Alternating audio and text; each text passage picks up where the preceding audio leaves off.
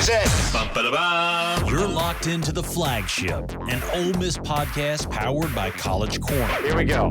1, 2, 3. Get your daily Rebel sports fix at the Ole Miss Spirit, omspirit.com.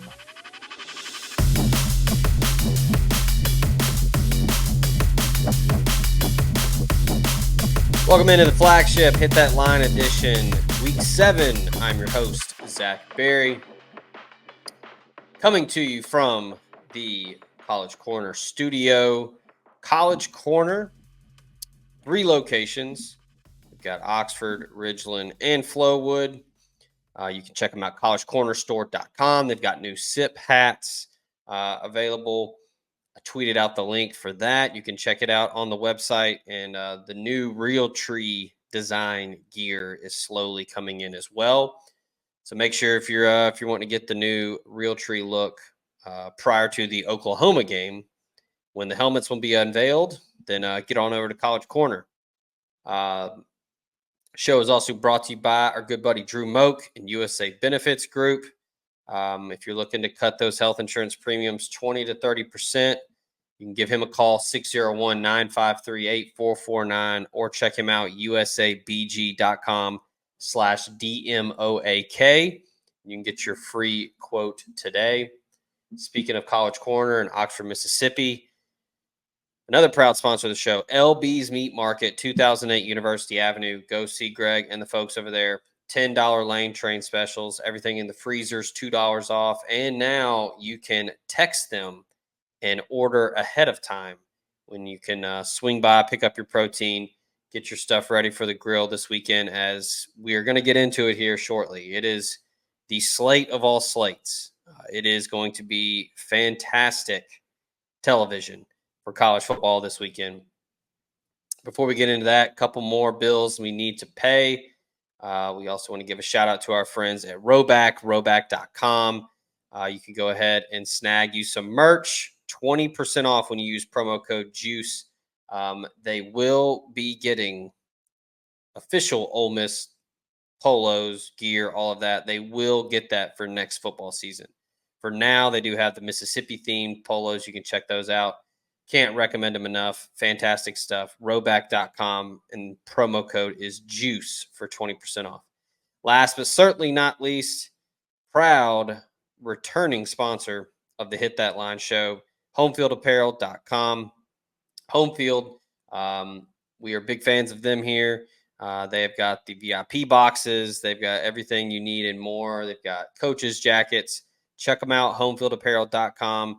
When you do, use promo code LASTDANCE24 for 15% off. All right, without further ado, let's bring in legal gambling counsel, as we've got Ben, we've got Nick. Austin was on vacation for fall break with the fam, and he just made it back to town after dealing with Hurricane Helene and then I guess Hurricane Milton traffic. So I'm imagining if it was anything like my drive to Columbia, you want to get out of the car and go stare back your eyelids. So Austin is not here. He does have his locks. We'll get to those. But Ben, Nick, good evening.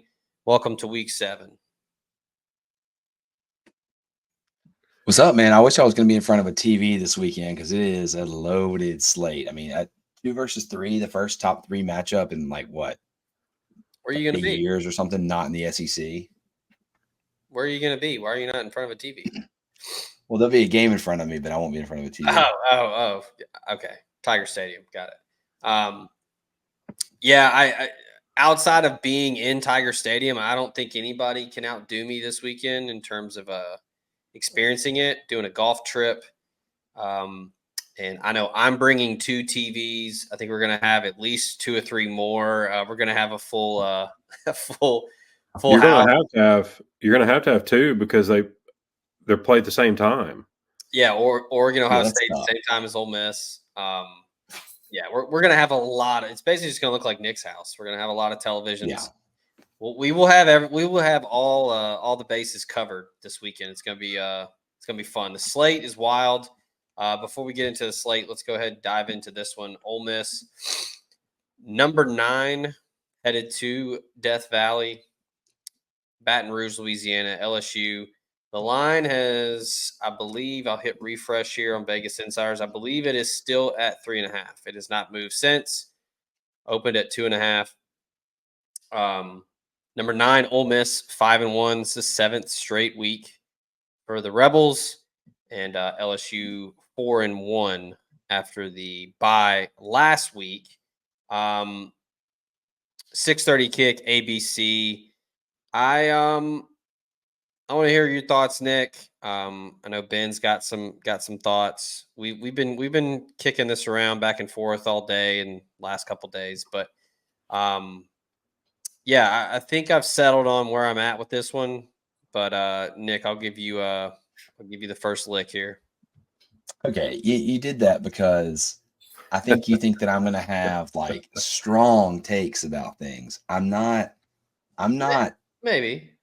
in the camp of strong takes. I just feel, and I feel like you should have gone first so I could bounce back off of it. I just feel like things are going to be difficult in Baton Rouge. I went down there 2 years ago. We were up 14-0. Different teams. I'm not saying they're not. I went down there 2 years ago, up 14-0. A very good quarterback. And as soon as our offense stalled, it stalled, and it happens fast. And now I don't think that LSU's offense is as good as that Jaden Daniels. He was just starting to hit his stride offense. But when our offense stalls, it happens quickly. And I fear we go up. Let's say we go up 7-0. Our offense stalls on the next drive. They tie it 7-7. It stalls again. That's those 2 stalls. Next thing we know, it's 14-7. And now we've had 2 straight drives. We've got a banged up running back. We got banged up receivers, of which we only throw to 1. All of a sudden, it's 14-7. They just come over the intercom and 4,000 decibels announce that it's nighttime in Death Valley. And things happen fast. I sat down. I went to the Auburn basketball game last year, and I sat like a couple rows behind the bench, and we got blown out. And I'm not comparing our basketball team at Auburn to our football team at LSU, but when I am comparing, I had no idea how fast things happen. And you look up and you're down 18 points, and you're like, where's the first media timeout? My point is that it happens so fast, and I feel like time ticks on the clock. It ticks by halves, but in real life, it ticks in twos down there at LSU. It just things happen so quickly. I look and I see that defense that's been really bad all year for LSU. All it takes is a couple stops. And I mean, it takes an overthrow to Juice Wells. It takes us running, hurrying up and to the line of scrimmage and running right in the back of our center twice, which we seem to do. It just takes a couple of those, and all of a sudden things get going really quickly. That's my fear. This is like big. Ole Miss has like the 22 defense energy coming. I'm not seeing that, like, the 2022 Ole Miss team. Does it have a player that starts in this front seven? Well, wasn't Ivy on that team? Yeah. Well, a younger Ivy doesn't start over the Ivy. older Ivy. Sure. Yeah. Now I get what you're saying, but I think that a really good offense, and y'all know this in today's college football, I hear really good defense again, a really good offense. The offense scores. You know what I mean? They're going to. Let's look at it this way. Ole Miss, who has given up 3 touchdowns in 24 quarters of football, is now having to not ever stall on offense. Like what you're saying is like, well, Ole Miss goes up 7-0, and then they go 3 and out, and LSU scores. It's like, we're in trouble. It's happened too fast. And it's like, okay, we've given up our 4th touchdown on the season. Everybody panic. So you're saying, would you agree that we faced at least 2 of the bottom 3 offenses thus far in the SEC? Probably. State. I mean, South Carolina's offense was. I mean, Sellers is just such a pass. I haven't really kept up with everyone, but probably. I mean, but keep in mind, we did hold one of those to 3 points. True. And the other, they were 4 of 14 or 4 of 16 on third down, but they also had 4 penalties that converted for first downs for them. And on one of them, the drive going into halftime in Kentucky, and we don't have to talk about the old games.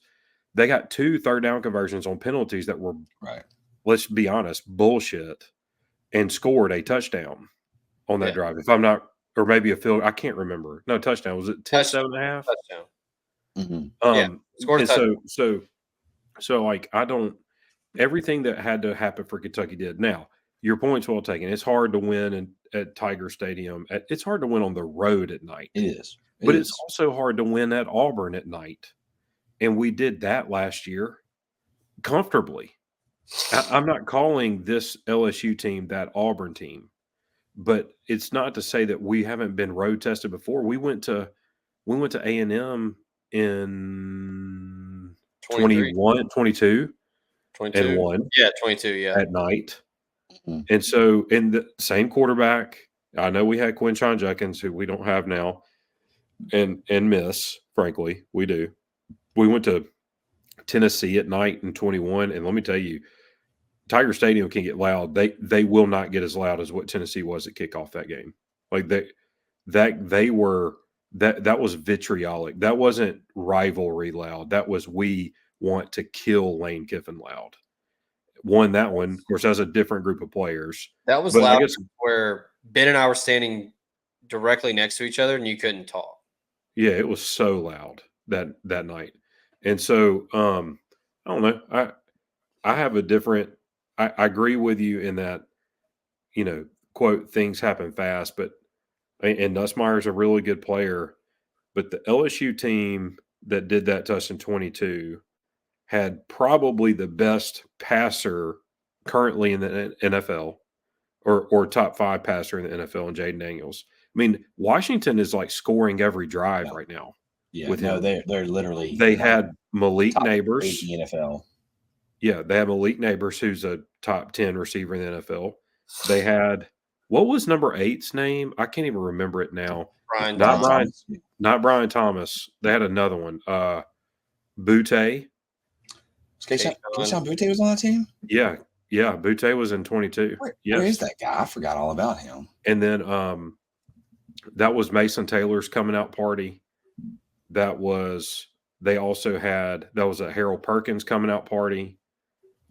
Who's now all right. So only Mason Taylor is left from who we just said. I'm not seeing it. Like the numbers are not there for me. I guess there's a world where we're not as good as we thought we were from a pass defense standpoint, and like collectively, and Nussmeier puts enough points together to make it a close game in the fourth quarter, which we really don't want to be. I mean, who does, right, on the road? But I say all that to say, man, I'm big on Ole Miss here. I don't want to jinx it, but numbers wise, like everything else, we haven't won there in 16 years. Can you believe it's been that long since Jevis Snead played there? It doesn't feel like it. It doesn't. 0-8. 0-8, 16 years. But the home team is holding serve in that game unless you have Joe Burrow or you're on probation. Yeah. And so or both. So I'm going to eventually take the Rebels. I don't know what I'm picking for the score yet, but like I told y'all before, I think it's probably a 3-score game that becomes a 2-score game late. I don't see a world where we're like playing catch up with their offense. Like, yes, their offense is good, but I mean, they scored 20 on USC. They were in a dogfight with UCLA for a half or more until the heat got to UCLA. All the intangibles of the coming off the bye week and playing at home and us having traveled the week before and us on our 7th straight game, that all favors them. But I wonder really how much that helps. You know what I'm saying? Like, does USC last week come out slow, USC being South Carolina, come out slow against us because they were coming off a bye week? I know that sounds weird, but you get out of sync a little bit. Yeah. I was going to say, if you're pretty healthy, you kind of want to keep playing, right? Like you kind of want to keep your rhythm, especially after losing to Kentucky. There's nothing worse than a bad loss and then having a bye right after it. And also, let's be honest, these guys are college kids. When I was 19, if we had had a bye week, You know what I'm doing? I'm probably just like getting up in the bed. No, I'm not at all. I'm going to the square or I'm going to my parents' house, and you're eating junk food and like getting drunk in the bye Yeah. week. Yeah, I everything Nick said, I agree with. Like, drive stall, you get frustrated. Scripted drives don't work. You get off script a little too early. Whatever. The big, asterisk here is Ole Miss has the number 3 rush defense efficiency group. The pass defense efficiency is still 15. I know the secondary gets picked on because the front 7 is so good. The pass defense, they have a lot of penalties. They give up I Are don't know. these rankings opponent adjusted? Yes, I believe so. This is from SEC Mike. He does it for every SEC matchup. He compares them. The big one for me is Ole Miss's pass offense efficiency is 15. LSU's pass defense efficiency is 104. Yeah, they're bad on defense.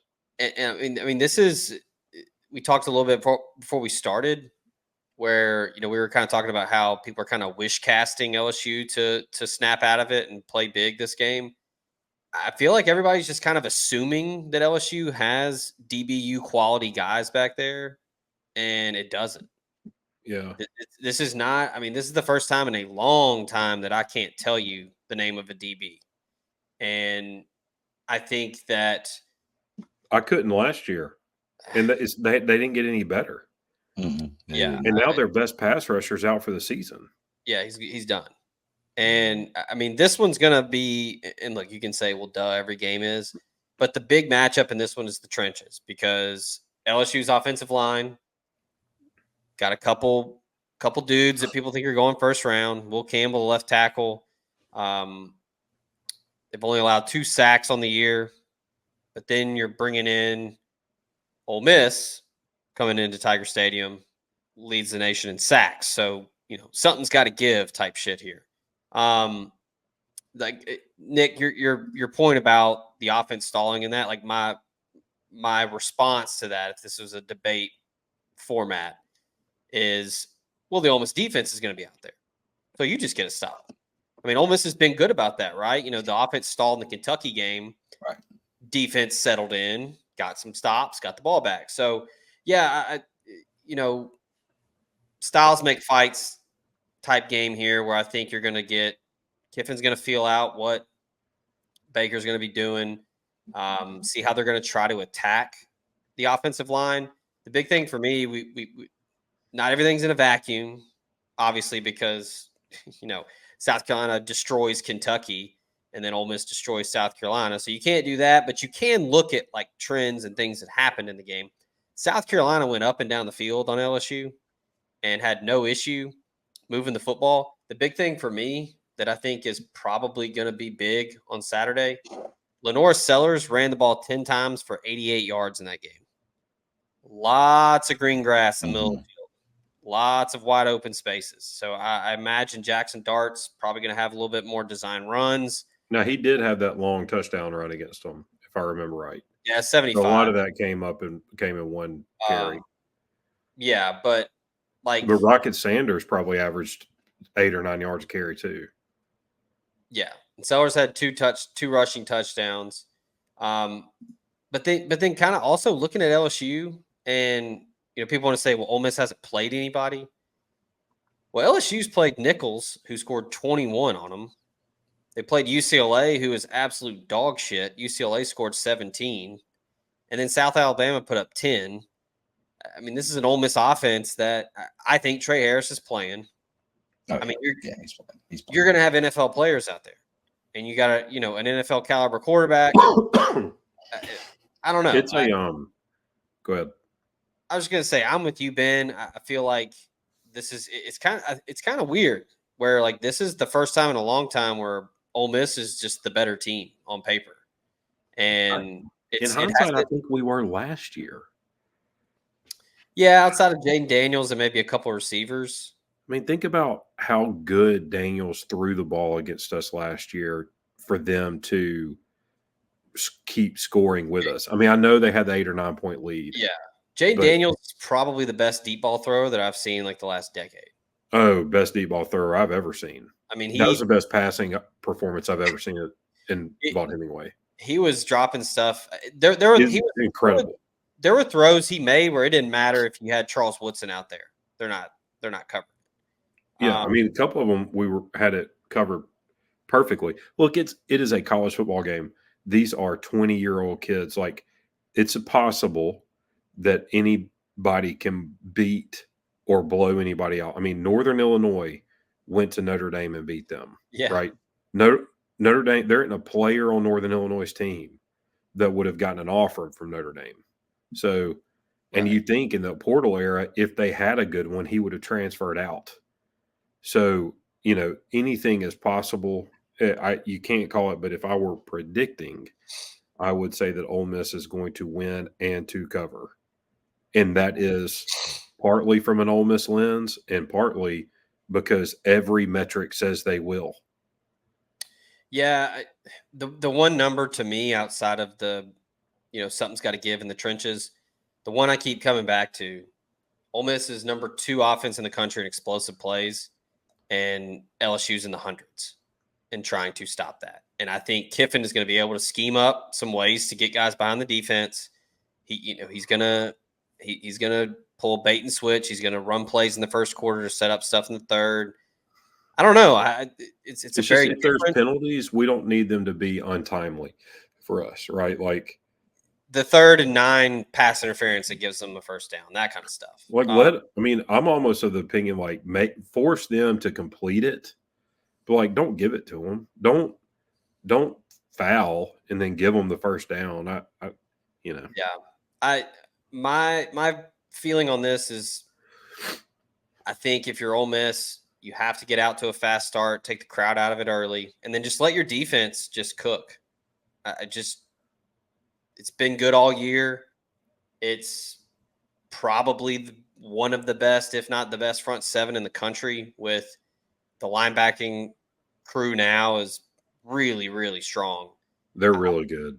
I think you jump out on their ass and get up 14-0 and then see what happens. Man, and it's deep too. I mean, Pooh Paul, Daughtery, Kari Coleman, those guys hit, man. When they hit you, Kari Coleman nearly killed that guy for South Carolina. Oh, yeah. That was amazing. Yeah, Nick's on mute here with his rebuttal, but I wondered why I couldn't get a word in. Yeah, I don't know. I think it's fair to say that if Dart plays the same game he played last week, just the offense and just Dart, not the defense. Obviously, if the defense plays as well, we're going to win the game. But if Dart plays the same game, I mean, let's just totally take out the juice fumble. That happens again, I'll just leave the stadium. Like at that, if he fumbles on the 60-yard rub route and at the 2-yard line, I'll leave the stadium. But if just Dart, not exactly on the same page, I guess, with juice. If Dart plays the exact same game, I think we're in maybe not trouble as in we're going to lose, but it's a tie or a 3-point game. Man, you disagree. Late in the game, that's all. I just don't think Dart played great. He played what would y'all give him last week on an A, B, C? Oh, like a C. I would say a C plus or yeah. C flat. That's good though. Like we still won 27-3. I mean, it's not good that he played it, but we still won 27-3. If I tell you he's playing a C game, C flat game on Saturday night, do we win or lose? Oh, we win again because we're playing that same team again. I mean, they played against each other before. Here's the thing: it's not as if South Carolina, LSU won in a fluke win. No, I agree. I agree with that. And that was a South Carolina with a healthier Rocket Sanders. To be fair, I agree with you. I'm just saying, it didn't look like LSU would make stupid mistakes and then South Carolina would capitalize, and that's how they were keeping it close. Like some teams win, let's say Kentucky and Ole Miss, when you have an inopportune fumble, you hit a 4th and long, a lot of things happen. You miss a field goal, like all that stuff. I mean, people forget we still had a chance to tie it and missed the field goal at the end, despite all that stuff. But in the Carolina LSU game, none of that happened. Carolina just was whipping them at one point, and then and LSU, I say that like I think that we need Dart to play well. I agree with you. We need him to play well in order for us to win comfortably. I think we can win in spite of that. Yeah. Simply because we're so good up front on defense. We're great. Like, Nussmeier is great. He is a great player. It is hard to be great when guys are flying around your head. Right. I mean, it just is. I think that's my worry about when I say like we could go 3 and out quickly. Let's say that Dart has like a D+ first quarter. You only get on any set of downs on any 3 plays either 1 or 2 passes, right? Very rarely are we throwing the ball all 3 times. Let's say we run it up the gut for 3, and then second down is incomplete. Now we're down to like 1 pass. That's my worry is with South Carolina, they were going to get the ball back and they were going to score 1 out of every 8 possessions. They're not going to score very often. Really, they only scored because we gave them a short field. Whereas with LSU, I think they're probably going to score on close to 50% of possessions. Let's say they get 12 in a game. They may not score 6 times, but they're going to score 30, 40, 50%. South Carolina wasn't. So my point is it's somewhat likely they score if we don't. South Carolina was never going to score if we give them the ball back. We could continue doing that. And that's my worry is you get down and all of a sudden now you got to pass it twice. And if he's still not, I don't know if it's an injury thing. Some people were saying he's throwing off. Let's talk about this. Let's talk about this. Yeah. Let's talk about this right quick. And I know early season, whatever, do you know how many yards Mason Marks threw for against LSU? Don't look it up. Who? Mason Moss, excuse me. Miller Moss. Sorry. Miller Moss. Who's Mason Moss? Sorry. Is it close to? No, don't say it, Zach. I'm asking that. 370. Yeah, 378. Okay. 378. Yeah. Is he better than Jackson Dart? No. The answer to your question is no. Are his receivers better than ours? Absolutely not. No. No. But we don't. I mean, we've only shown that we can throw it to one guy. I mean, Juice had almost 100 yards receiving. No, he did. And then everybody's just pissed because he fumbled it. He did. My thing is, but how many that like 60 that came in one play? Oh man. Yeah, but I mean, again, I think this shows it just proves how Kiffin is just he's a matchup guy. Like he coaches games like NFL OCs, and he's gonna find a weakness and he's gonna do it until you stop it. And I mean, the Kentucky game, they were given a 10-yard cushion on Trey Harris, so yeah, throw him the ball, just get him in the open field and let him break a tackle, get a first down, maybe chunk play. But yeah, I think the one thing that I keep going back to Kentucky for. Offensively, looking at it, Jackson Dart played terrible. He would tell you that. Bad game, bad scheme, play calling was weird. Ole Miss still was in that game to win it. They only lost by 3. Flip it over to the defense. Kentucky needed a fortuitous bounce on the goal line to get the go-ahead score, and needed a bunch of penalties and a prayer on 4th and 7. Still only scored 20 and won by 3. So on both sides, I feel like Ole Miss, even if it's a B- or C+ game, is still good enough to beat most people on most nights. I think even if Jackson Dart has the mediocre performance he had against South Carolina against LSU, I still think Ole Miss wins. It's just a lot closer. Right. Yeah, I'm not. If Dart has a B+ or A- game, I mean, this is 38-17, 38-20. Peach Bowl type. Yeah. Win. I mean, is LSU better than Penn State? No. Hell no. But yeah, I know everybody's going to talk about Death Valley and how, look, LSU's fan base is the only fan base that drinks alcohol and is really loud. I get it. But They're the only fan base that drinks. They're the only fan base that cheers. They're the only fan base that they're the only team that plays well at home. They're the only I sat with Nick at the 2015 Alabama game when we won in Tuscaloosa. That game didn't kick off until 8:15, Yeah. and they were so loud that night. And Alabama fans are known not to cheer. They were loud, didn't matter, still won. Went to Auburn last year. They were loud, didn't matter, still won. Like we beat Texas A&M in 14 on the road, like an absolute dog. And y'all remember that? It's the largest college football crowd of all time. Yeah. And I think we were up 28-3 at one point. Yeah. So I don't think about that a lot. Like, especially when you have your average players, an upperclassman, or the average age of your players are upperclassmen. I just don't think they're going to care. Like, I love that quote by Ivy.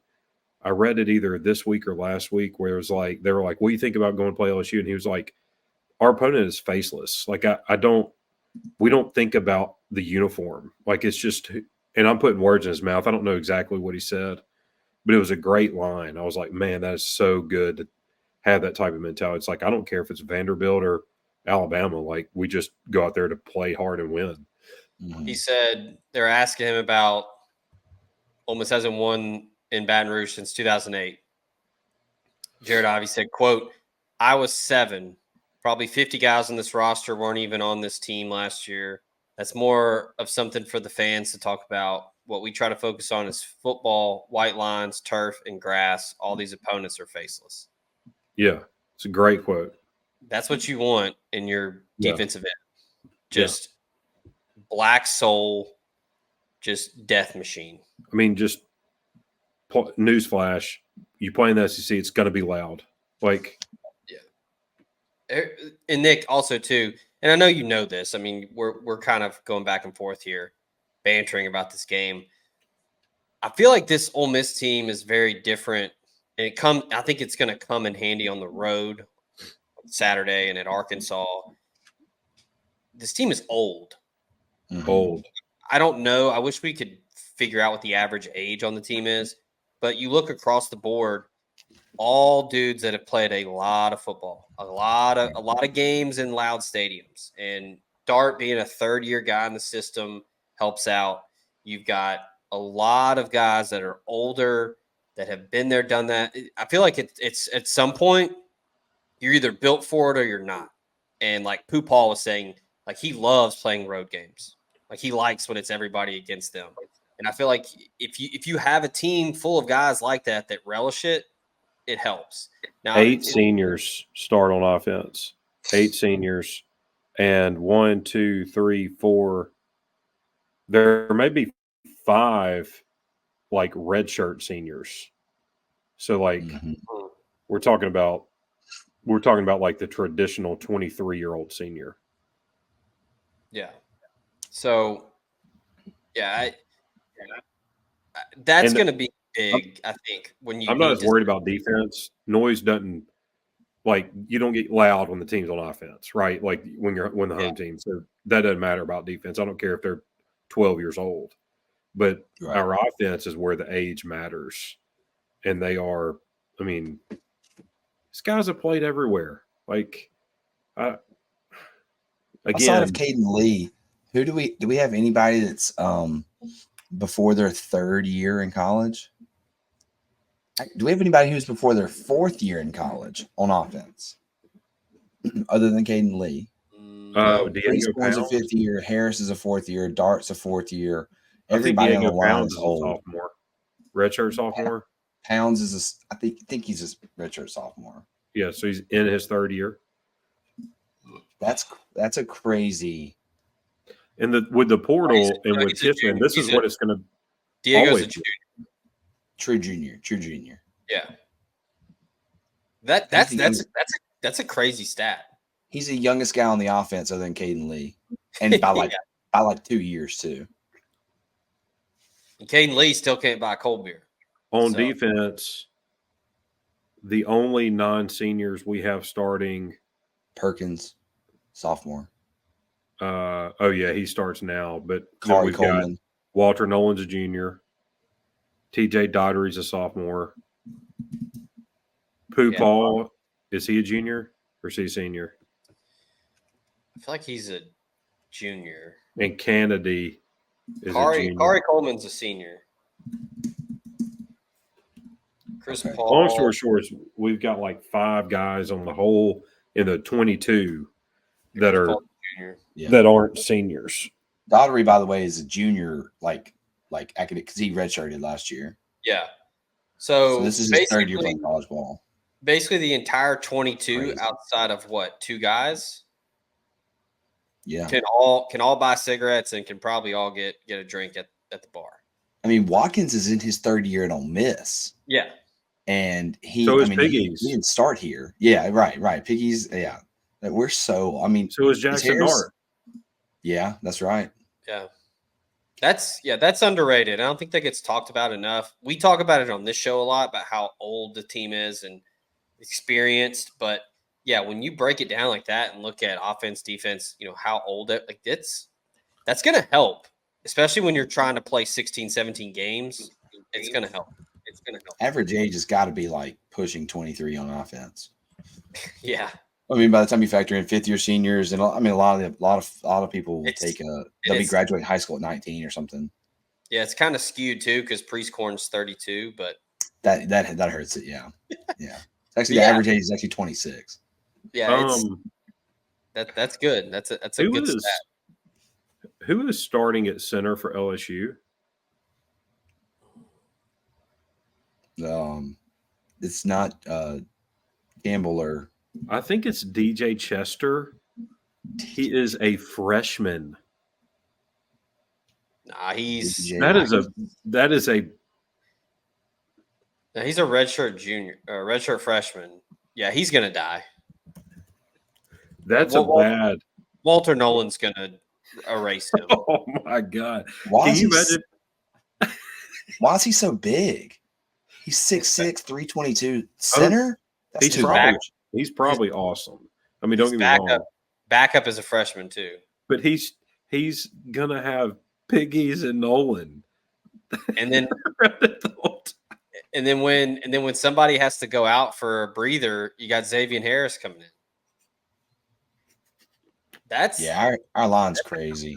That's a handful, man. I would hate. I mean, all right, this guy. I mean, even if it's a red shirt, he's what 20 at the oldest, and he's across. That's if he's got a fall birthday. He's opposite Walter Nolan and JJ Piggies. Yeah, he played 81 snaps last year. Jeez. So this is not like exactly. We play a 3-3, right? Because just looking at the snap count last thing, I did the math. I mean, we're in a 3-3-5, like about 88% of the time. I mean, it's significantly 3-3. I'm not saying that losing Princely is a good thing in any way, but it's almost like we almost had too many players that could play. Now we're going to have Perkins on the field more often because if we're playing a 3-3, you do that math. Okay, Piggies, Nolan, that leaves room for one more end. Ivy. Yeah, exactly. Now we've got Perkins kind of in there. I mean, he's playing. I guess he's playing D line, but you got Perkins in there more often. You can have Ivy in there. It's almost like we had too many guys. And again, that sounds crazy. Obviously, I want Princely back, but it did help fix the rotation a little bit. I think one thing people forget too, which by the way, Ivy leads the team in sacks. Oh, he's awesome. I think people forget how big Jared Ivy is. Like he is humongous. Like it's not like he's just a speed guy that he's not just gonna speed rush by the right tackle. Like he's big. Like rewatching the South Carolina game and seeing him set the edge damn near every play. I mean, that's crucial to helping your teammates generate. He's got to be 6'6". Oh yeah, he's every bit of 6'6", 265. I mean, roster says he's 6'6", 285. Jesus Christ, he is huge. He is. So I mean, it's and it doesn't stop when they come out. Like I said, Xavier Harris in the middle, Chris Hardy. Hardy looks normal because he's shorter, but he's built like a damn fire hydrant. Then you would be a kilo stone if he can play. I don't know if he's. Yeah, I mean, Jim Brown, yeah. you get Jam Brown coming in, you get William Eccles, you get William Eccles. Cam Franklin. We I don't mean, even talk about Cam Franklin. He's a 5-star. and I know Yeah, they're young guys, but they're still big bodies. Yeah, and Eccles is playing So- some. Cam Franklin only got in the last 2 plays, I think. But I think Eccles had 10 or 12 snaps last week. Yeah, but like the starting D line next year is still going to be like Cam Franklin. If you call what's his name, Sontaran Perkins a lineman, even though probably not. Right. Eccles, Jam Brown, Stack, Xavier Harris. Yeah. The rotation's still loaded. And then you potentially fuck around and get Jaheim Otis. I mean, Yeah, he'll probably transfer, and at that point, man, you're right back in it. yeah. And and I don't want to get too much into next year, but we're bringing back some linebackers too, because a guy like Pupal, I mean, Could go, but might stay. Yeah, he'd be crazy not to come back here and get some NIL money. Yeah. Any of He's those a guys, great college player, but he may be like that one guy who's like the best college player in the country, but he can't. It's not an NFL guy.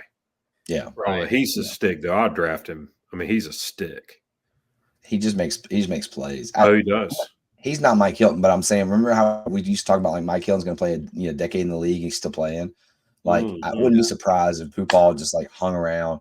He was out here playing with the Ravens in 2032. Like Brandon Bolden just make a career out of being a special teams player. Yeah, play 15 years in the league. So, there's something to be said about just like making tackles. Can you imagine what Bolden's pension check is? And all he did was like punt and kick.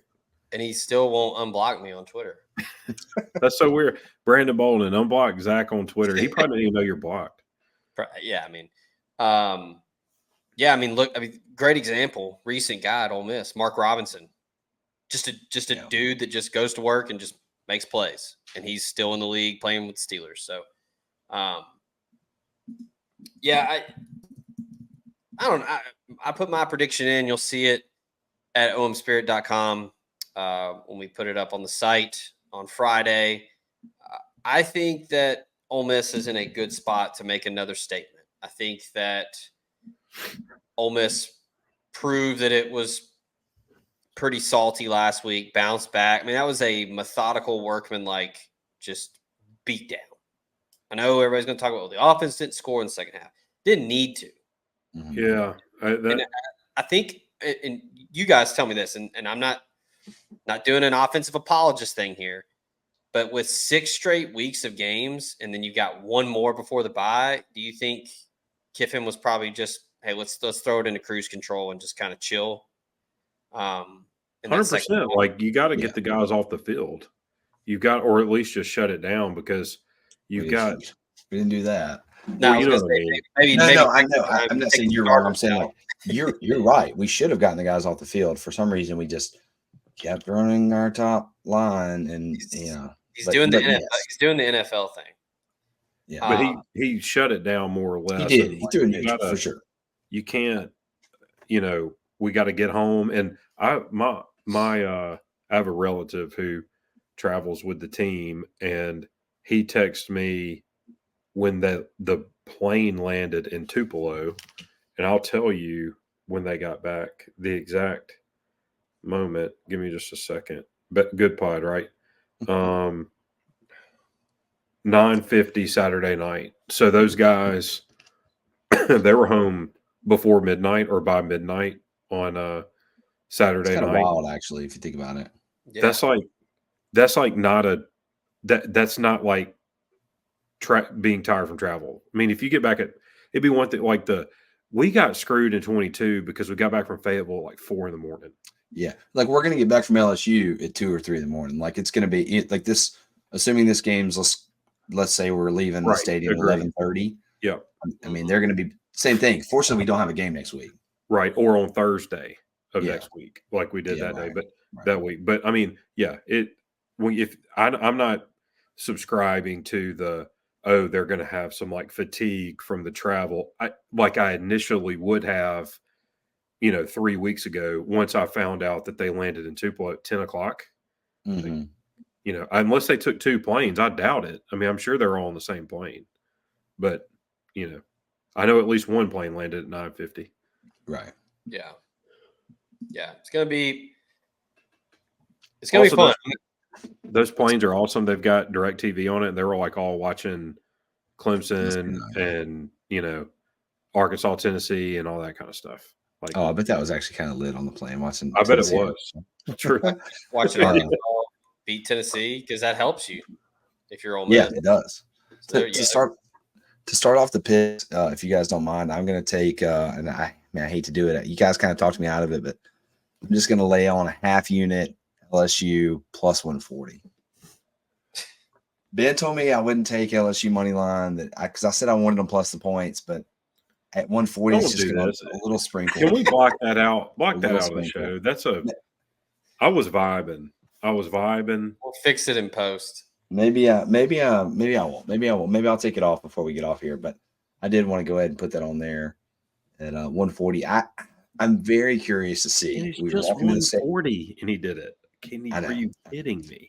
We're walking to the stadium last weekend, and someone texted me, or I don't know if I saw it on Twitter or what, but they're like, the lines moved 2 points to Ole Miss. I'm very curious to see what it does this weekend because it always kind of moves. And 2 weeks in a row, it was right. It moved towards Kentucky, and what did we do? We came out and looked flat. Then it moved towards South Carolina. We came out and just destroyed them. I'm very curious to see what it does. It's going to move towards LSU. You think so? Late money. I mean, there's helmet bias in Wales. See, I was going to say late money is typically your smart bettors, though. Right, but I think law of averages is LSU's undefeated at home under Brian Kelly at night. They're If it goes I think below 3, they're like 10-0 or something. Do what? If it drops from 3.5 to 2.5, I'll be praying. I'll be shook. I'll be shook. I'll say it. Nighttime, Death Valley. Yeah, let me. I'm gonna lock in on this. Minus right opposite him. Is it just 3.5? You don't see 3 anywhere. You can get 3 at 115, but we can do 3.5. Like I don't care. It's not 3.5. Yeah. No. Just I don't think 3-point line is a pick 'em to me, man. Like I don't. We're beating them by more than 3 if we beat them. I think so. This is correct. This is college football. Like the 1-point games. It's not the NFL, right? 1-point games happen once a year. A 1.5 line is a pick 'em in college. That's so stupid. Well, I saw somebody doing a preview of the game. They were like, "This could be like last year. Whoever has the ball last." It's like, has nobody watched Ole Miss's defense? Well, they also had the ball last. Like that's what's stupid. Well, LSU had the ball last and win. We dropped a pick. Yeah, in the end zone, they had the ball. John Saunders. It hit him in the chest. Yeah, Gaddy. Yeah, Gaddy. I forgot about that guy. Just for your curiosity here, LSU's 1-4 against the spread. Ole Miss is 6-1 straight up and against the spread in the last 7 games. LSU is 5-0 straight up and against the spread in the last 5 home games versus Ole Miss. Also, I'm not sure if you guys are aware, it's the 100th anniversary of Tiger Stadium Saturday night. Of course it is. Of course it is. And they're going to honor Billy Cannon's entire bloodline because that's what they do every time we play them. At this point, like, what's the anniversary for Billy Cannon? But it's not a rivalry. It's just like it's the 63rd anniversary at 65 years. And in 2 years, it'll be the 67th anniversary. I mean, it's always they'll still honor him. It's the most ridiculous thing I've ever seen. It's every time we play every time. It really made their entire program. That punt return legitimately made their program. It won the Heisman off one play. One play. Yeah. Didn't do. No, but people forget we ended up winning the Sugar Bowl that year. Right. I think we won the national championship that year. Almost, yeah. They split it. They split it with Syracuse, but Ole Miss beat LSU the second time, 21-0 in the Sugar Bowl. I think it was just like Alabama and LSU back in 09. It was exactly like that in 59. Yeah. Or not 09, 11, whatever year that was. Game of the century. Yeah. Yeah, it was miserable game to watch.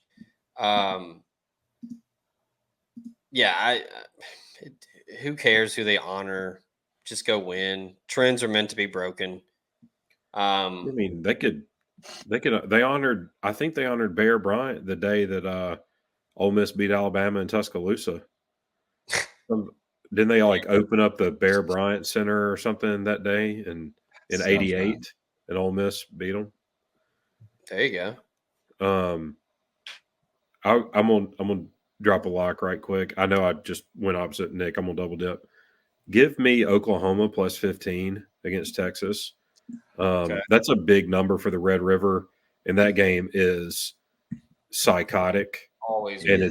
this is only me playing. I think Oklahoma's got a good defense. In Texas, let's be honest, they did not look great against Mississippi State. Everybody's talking about, oh, State played hard or whatever. It's like,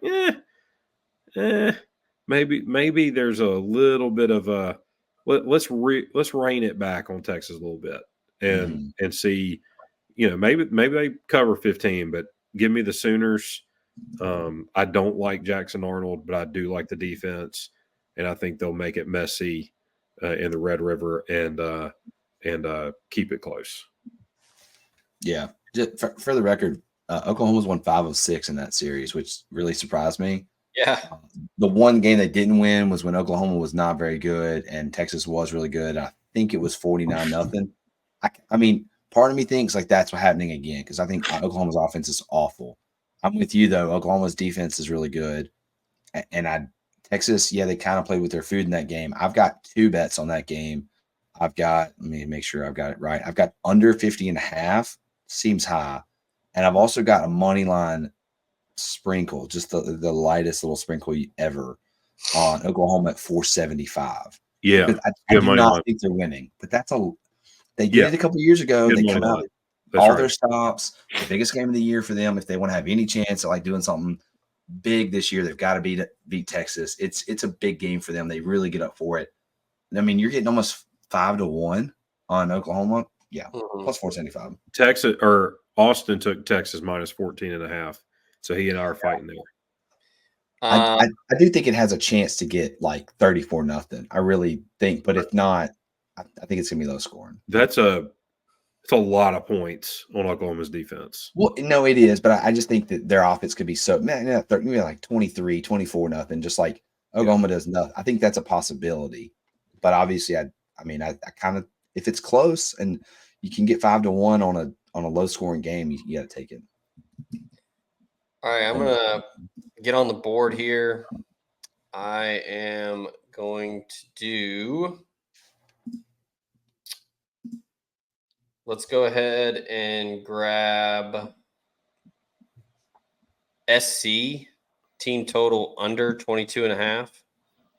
And one of y'all can double check me on that number while I give my reasoning. The Trojans only scored 17 against Minnesota.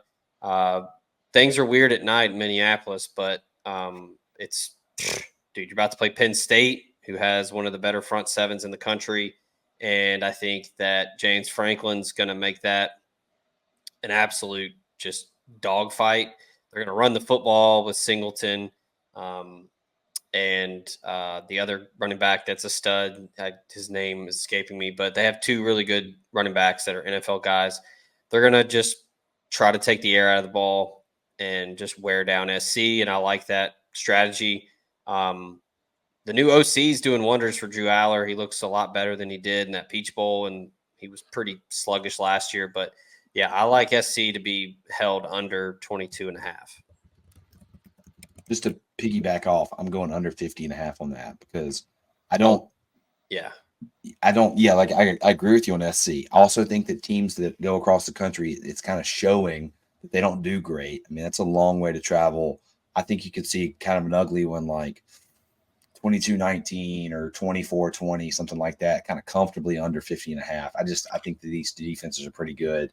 And SC's offense hasn't shown me like a ton. So going across country, I think this game's played in the low 20s or the teens. I'm also going to stick on the Undertaker train here. And I'm going to jump on Purdue and Illinois. And Ugly. I'm going to take under 48.5. That one's just going to be gross. And I think Bielema, hey, don't look now. Luke Altmaier, pretty solid. He's found his niche. He's found a groove. Works well with that offense. Bielema and them are going to just ball control. Purdue is god awful. They might be What's one of this the line? P5 teams. The line is 21.5. You can get it at 23. You can get it at 22.5. Yeah, if you want the other side, you Or the should, other side. you should avoid that. Yeah. I was going to say, I think Purdue covers, but I'm taking total. Like that's going to be a disgusting game. I'm not so sure. I think this is like 42-3 Illinois. Yeah, I don't know that Purdue's scoring 7. They're not scoring, and then also just Illinois is just going to just play old school Big Ten. What concerns me is if Purdue does score 7 and Illinois wins 28-7 and they don't 23-7 and you don't even close. Otherwise, I would take Illinois. Yeah. Yeah, I'm with you there. This is an ugly game. This is one of those you should avoid at 2:30. Go to a pumpkin patch. Do something else. Don't do Purdue, Illinois. That shouldn't. You better have a lot of TVs if you're watching this game. All right, I've got 2 picks, and I'll be fast since I've got 2. I want to take the Missouri Tigers minus 27.5 at UMass. After last week, they're going to have like a frustration annihilation of the Minutemen. And then nothing more than that. Like they have to – this is one of those where the head coach has to make everybody happy, yada, yada. All right, the second pick I want to make is – what was that line? What was 27.5. Okay. Missouri's laying 27.5 at UMass. I think it's 11 a.m. kick. Well, they're playing at UMass. I forgot about that. Yeah. I remember when we Googled that stadium. It's just 2 sides. It looks like Petal High School. Truly, they're playing at like the Gillette. No. You would be wrong. They're going to Amherst. I don't even know where they're flying into. All right. The second line I want to take is the Georgia Tech Yellow Jackets minus 5.5 at North Carolina. I like that. Yeah. 2 weeks ago, Mac Brown asked them if they wanted him to retire. Dude, North Carolina, they're on quit watch. Yeah, that's a bad thing. Your coach, if you ask him midseason, would you like to retire? Mac Brown just went into the office and he was like, "Hey, so y'all want me to stay or you go or what do you want me to do?" I'll quit if y'all need me to. Mac Brown's like 80 years old. That's literally what he said. There's nothing wrong with that, but I wouldn't be coaching a college football team in 2024 at 80 years old. It's not 1994 anymore. This isn't Joe Paterno. He told us about the staff that that's what he did. And they were like, "You did what?" And then like the next week he was like, "Nah, I'm just kidding." Fucking Cookville, baby. Cookville's finest. All right, I'm gonna go ahead and jump on this. My first money line in here. I'm going to go to the Empire State, and I'm going to take Buffalo plus 280 against Toledo. The Rockets are on hard times right now. They are not great. So yeah, I like the Bulls. They've been playing all right football this year, and Toledo is just kind of dreadful at this point, unless they're playing Mississippi State. But yeah, I like good value there. I like that one. Yeah, how did Toledo beat? I guess we should have seen it coming. They beat MSU by 24, and then they lost the next week at Western Kentucky. Maybe they're just good at home. Could be. Now that I'm seeing that, that's an interesting. I've got a money line sprinkle. Go ahead. The Florida Gators. 2 weeks in a row. Fade the Vols. Hey, I hit them. It paid for me last week. We're doing it again, baby. I can get it at plus 500. I thought about it. It's not Lightning's not striking twice for. Here's the weird thing. God, if it was in Gainesville, it'd be weird. Florida opened plus 750 money line, it's down to plus 500, yet the line has shifted from 11 to 15.5. That's how many people were taking Florida money line. Like you either take Florida money line or you take Tennessee to cover. Yeah. Yeah. I'm not a believer in Tennessee. I'm just not a believer in them. It proved me right last week. You can say it was a one-off, but if you're going to do Ole Miss had one bad game. Okay, well, Ole Miss has a third-year starting quarterback. Like Tennessee still has a young pup. Yeah, and got a little exposed last week. He's going to be probably the number 1 overall pick in 3 years or 2 years, whatever. I mean, he's incredibly gifted physically, but there's only so much you can do as a freshman. Well, I keep telling my Tennessee friends, I'm like, dude, like Tennessee's a year away. Yeah. And that doesn't mean they're not good this year, but just I think Nico with another year is going to be even better. And don't look now, but Florida has not quit. You know, we talk about North Carolina being on quit watch.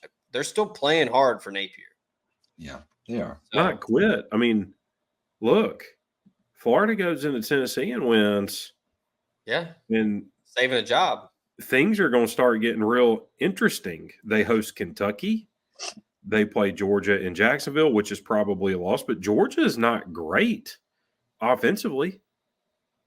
They've got some soul searching over there to do. The problem with Florida, man, is they go to Georgia and Texas back to back. Yeah, that's crazy. Man. It's about to get LSU than us. It's about to be a real suck fest with the schedule. How about this? Suck fest. How about this? Tell me when to stop. Tell me when to stop talking about how tight those buttholes are going to be in Neyland Stadium on Saturday. That's going to be a nervous 100,000 people.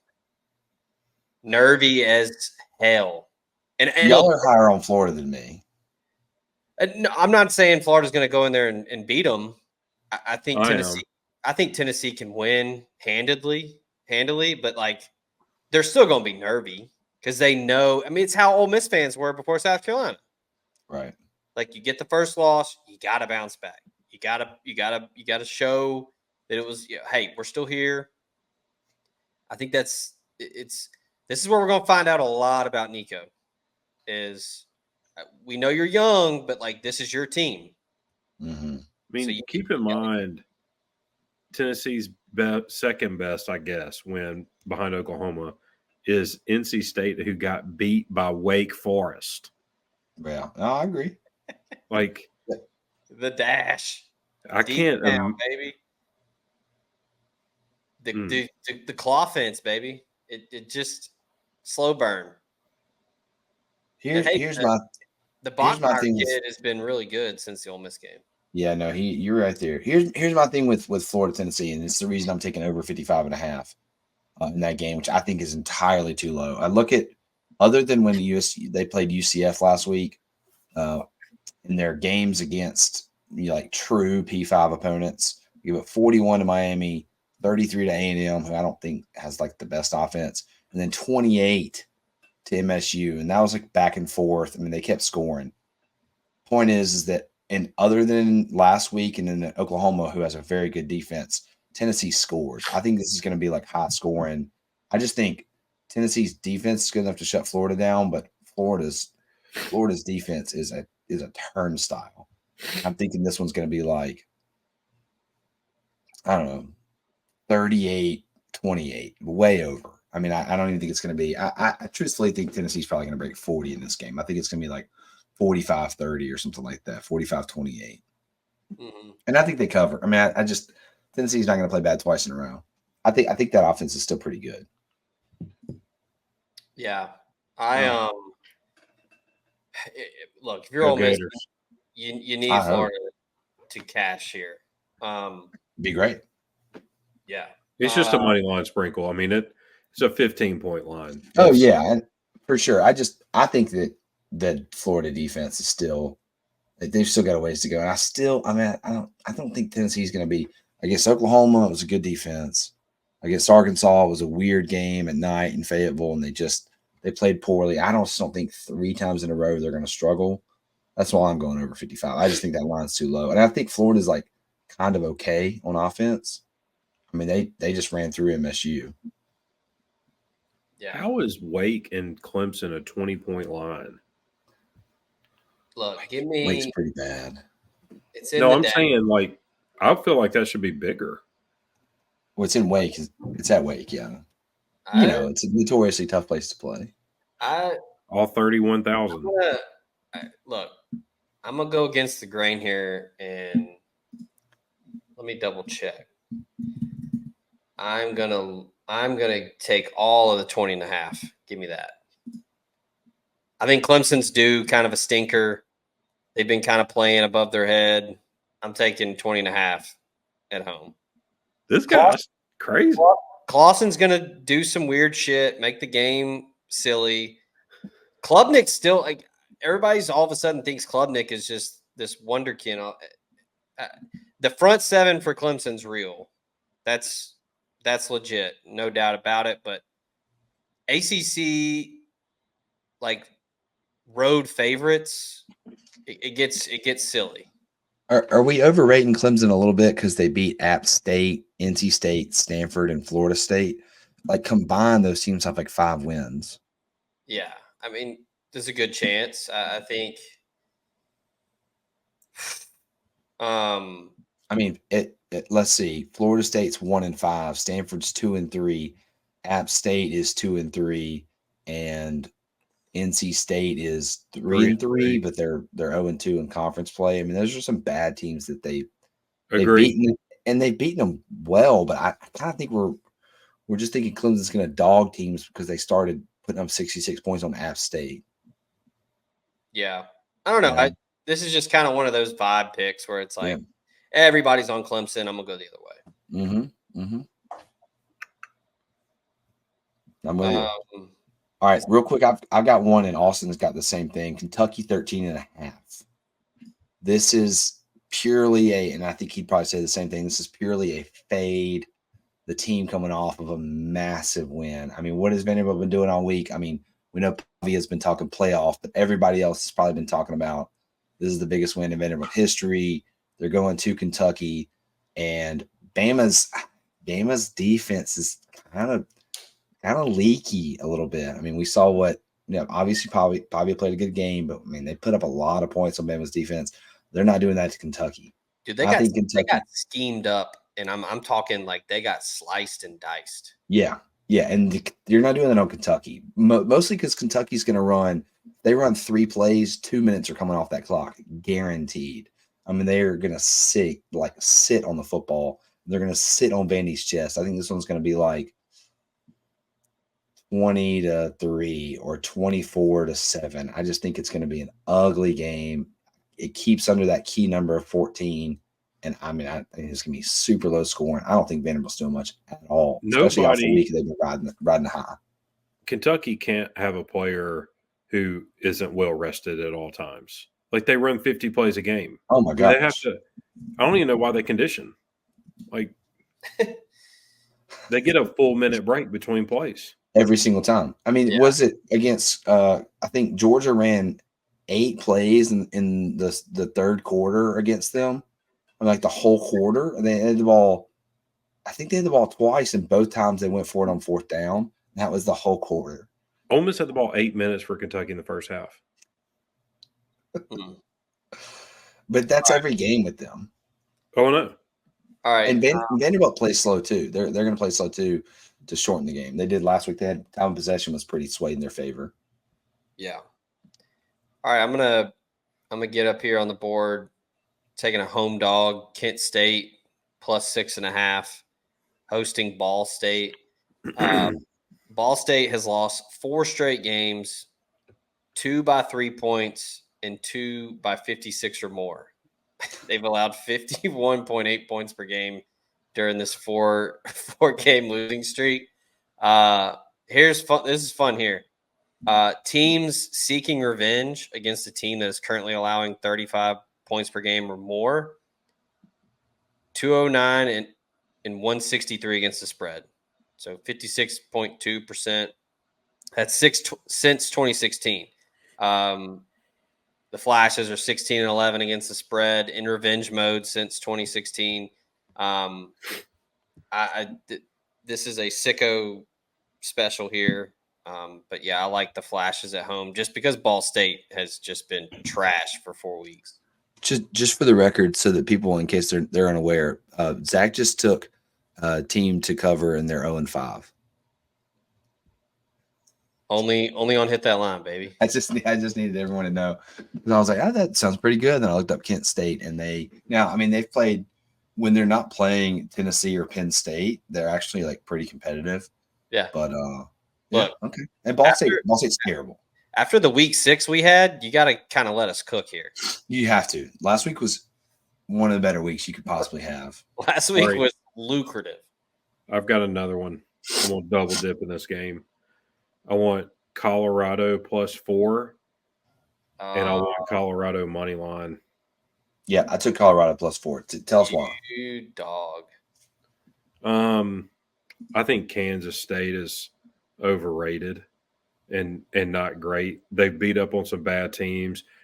I think they're getting a lot of bounce here from having beat an Oklahoma State team that just frankly sucks. They've lost 3 games in a row, and Kansas State whooped up on them like 42-20 or something, and I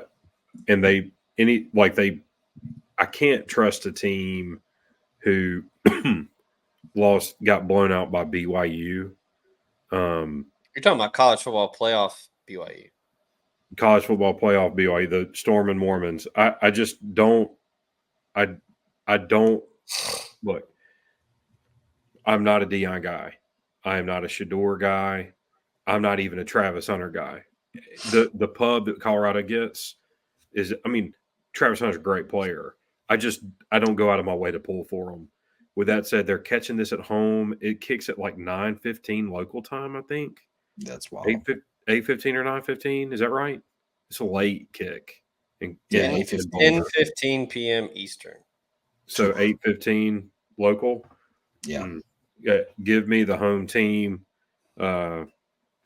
who's got supposedly an NFL quarterback and the best player in college football at night against, with points. Off a bye. I'll take them. I think, too, Kansas State played really well last week. They destroyed Oklahoma State. Oklahoma State's trash, though. They are. And also, we want to talk about Colorado because of what they did last year against Oregon when they, were talking all that noise. They came out and just got smacked. Well, first of all, this is not Oregon. But also, I think that the growing pains they had last year, just, really playing poorly against good competition, showed them that, you got to kind of play football still. The game's not won before the game. And, they came out. They were close with Baylor, but what they do against Colorado State, methodical, beat them. And then they destroyed UCF 2 weeks ago. Really did. This one's late. I like this one. What was the spread on it? So I'm 4. Yeah, I love that. This is a watch your ass spot for Ben. And wait, Nick, you too. Yeah, I took it too. Yeah, I'm going the other way. I'm taking K-State.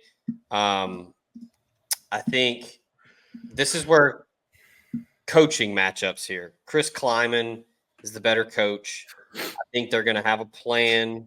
And listen to this stat. So since 2010, teams playing at home in a conference game as a dog of more than 3 points when coming off a huge upset as a double-digit road underdog. I know this is a lot of qualifiers. 26-45 against the spread. so pretty bad. I like Avery Johnson a lot. When he stays within himself, he's very, very fun and can do a lot of good things. Kansas State had that 1 to 2 minute stretch against BYU that's just made them look terrible. Like you said, Nick, destroyed Oklahoma State last week. Beat a team you're supposed to beat the way you're supposed to beat them type game. I don't know. I'm going with Kleiman here. I think he's going to have them ready because these weeks when you're going up against Dion, it's personal for the coaches because they don't like him. I don't care what they say in interviews. Nobody likes Dion. Like he's done this to himself. Yeah, I'm laying them here. I think K-State will be ready. Lyman's the type of coach that'll have them from Jump Street. They'll be locked in on the road. I like we're going against each other a little bit. And Ben, you wanted a money line too, right? Yep. Okay. I think that the likely scenario is if Kansas State wins, then they're going to win big. So yeah, I agree with that. Even though I'm taking both the points and to cover, I did that last week. It worked for me twice. Worked for me with Tennessee. It worked for me with Florida. So I'm doing it again this week with Colorado. Was Florida laying 2.5 last week against Central? I can't remember. Yes, they started off -2.5, and then they ended up being +2.5. Wrong team was favored there. I mean, that was just simply wrong. I don't have any more picks. We can read through Austin's, but I'm good. I know we spent a lot of time on this show talking about Ole Miss. I've got a couple more here. If y'all don't mind, I'm going to take not Stanford -23. That's the wrong side. I want Notre Dame -23 because I think they're going to absolutely demolish Stanford. I know what Notre Dame did against NIU, but typically Notre Dame plays a bad team. They beat them pretty badly. And I think Stanford is like a pretty bad team. On that same vein, I'm taking Army -26.5. They play UAB, who is awful. And I've said this long before. This is my thing when it comes to teams that kind of run that triple option, that if you cannot stop the triple option, it is going to be a really, really long day at the office. And I was at Army last week that beat Tulsa by about 50 points. Is that right? Do y'all recall? Army football, yeah, 2024. I think you're right. Yeah, they absolutely put it on Tulsa. Yeah, 49-7, and I think that's the same thing that's happening here. I mean, UAB. I don't know what Trent Dilfer's doing over there. I mean, he's ruining the program. Is what he's doing. They're terrible. Not doing a lot of things well. No, he's doing nothing well. And the last place you want to go when things are going poorly for your team and you just like the players are fixing to quit on you is to West Point. I mean, because that's a team that is, I mean, they're going to do it all day. So that's -26.5. And then my last, I've got two more. Rutgers -2.5. I think they're going to beat Maryland. And then Oregon, Ohio State under 53. I think this is kind of one of those games, Ben, you talk about it a lot when teams are playing big games. They kind of come out timid early in the game. I don't think Oregon's offense is all that great. I think this is going to be one of those lower scoring games. I think it's going to be a game you look up middle of the second quarter and it's like, 10-3 or something like that. I think it's going to be slow starting for sure. That was a lot, I know. I had a bunch. If Ohio State can go into Alton and win, Ole Miss should have no problem going into Tiger Stadium and winning. Oh, and the last one, I agree with that. The last one, talking about teams that going into places and winning. Mississippi State travels to Athens. They're not gonna win. But at under 53.5, I know that the MSU offense is really bad, but I don't think that Georgia has any reason to score 60 on them. MSU defense. It's a lot of points. So I'm going UGA MSU under 53.5. I just think you're just like an unders machine right now. I don't know what I like them to start. I think what's going to start hurting you though is as parity continues and there's like maybe we saw it a week ago. Maybe we're going to start seeing teams have to blow opponents out. True. You know what I'm saying? Like for style points with the committee, because in the scenario where there's like 7 9-3 teams or 6 9-3 teams, how do you pick at that point? Unless you have an expanded playoff, like while we have the 12 team, I don't know how you pick that. Mm-hmm. When you have Georgia's 9-3, LSU's 9-3, Ole Miss 9-3, Tennessee's 9-3, Alabama's 9-3, Texas A&M's 9-3, Texas 9-3. It's like, okay, well, Ole Miss beat LSU beat Alabama, Alabama beat Georgia, Georgia beat Texas, Texas beat LSU or A&M, you know what I'm saying? Like just a big. I don't know how you how you fix it. But this is maybe gonna not. be That's a deep theory of saying maybe Georgia blows them out. You're likely right. I think that game is 31-10 and comfortably under. looking at it. I mean, Georgia has scored more than 34 points once this year, and it was on Tennessee Tech, and it was 48-3. I don't. Their offense is not like made for scoring a bunch of points. I'm with you though. They're gonna have a mess on their hands this year. I think at 10-2. I think there's gonna be a lot of teams there at 10-2. Maybe there's a 9-3 team there, but yeah, I had it's this gonna start question being for weird. y'all at the beginning of the show, and I forgot to ask it. But while I'm thinking about it, I need to. This is a brief break from the picks. If in the preseason I came to you and said Ole Miss is going to go 10-2, and here are your two scenarios. All right, they go 10-2 with a loss to Georgia and a loss to Kentucky, or they go 10-2 with a loss to Georgia and a loss to LSU. Which one would you have taken? Oh, the Kentucky loss. I mean, because Yeah, we same. have an extra. You get top the 25 head-to-head against LSU. I agree. Right. And a road win. Yeah.